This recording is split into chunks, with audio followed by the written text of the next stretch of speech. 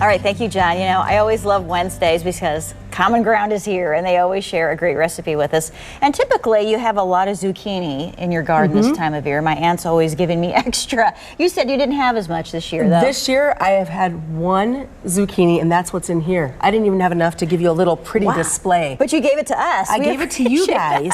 So if anybody has any extra zucchini, I'm willing to take it, because that's what's neat about farmers markets. You can go, whether it's zucchini, cherries, peaches, rhubarb, buy what you can now while it's in season and freeze it. You know, my kids, it's very typical to open the freezer and see Ziploc bags full of zucchini and rhubarb and whatever else I find in there. So in the middle of the dead of winter, there's nothing better than the smell of fresh baked bread that's zucchini or rhubarb or whatever. And you're so busy. Your schedule is crazy, but you still find time to freeze.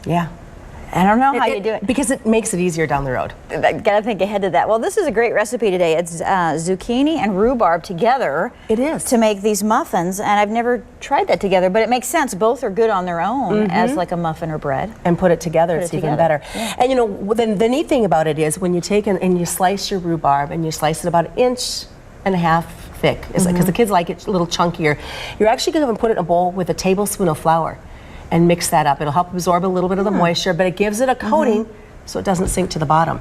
There is nothing. This is the crumb that we're going to put on top of it. But there's nothing worse than opening a muffin and having all the fruit at the bottom. Right. Yeah. So the flour kind of helps it suspend, shall we say, within the batter. Floats within the batter. Keep it in there. So once you get everything mixed up, you've got your zucchini, the typical stuff that you've got, the cinnamon, the baking powder, the sugar.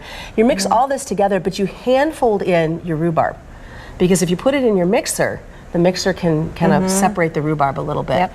And you know, one of the best things, whoever invented scoops for cookies, hats off to him, because it's so easy to be able to scoop muffin tins. Now I like to, you know, and I'll have you put the crumb on top. The crumb is really easy. It takes about 2 of these scoops to fill a tin, and you bake it, you start out at 400 degrees, but then you turn around, and as soon as you put it in the oven, you drop it down to 375, and then it cooks for 18 minutes. So literally, you could put these in a muffin tin, jump in the shower, come back, and breakfast is ready for your family. Wow, I love that. And especially with school getting underway, so just take the crumble, and it can be big, thick chunks, and you literally, just what you're doing now. And the crumble is just flour, sugar, melted butter, and cinnamon. Very easy. It does have milk in it. Now I've got a son who is allergic to soy and dairy.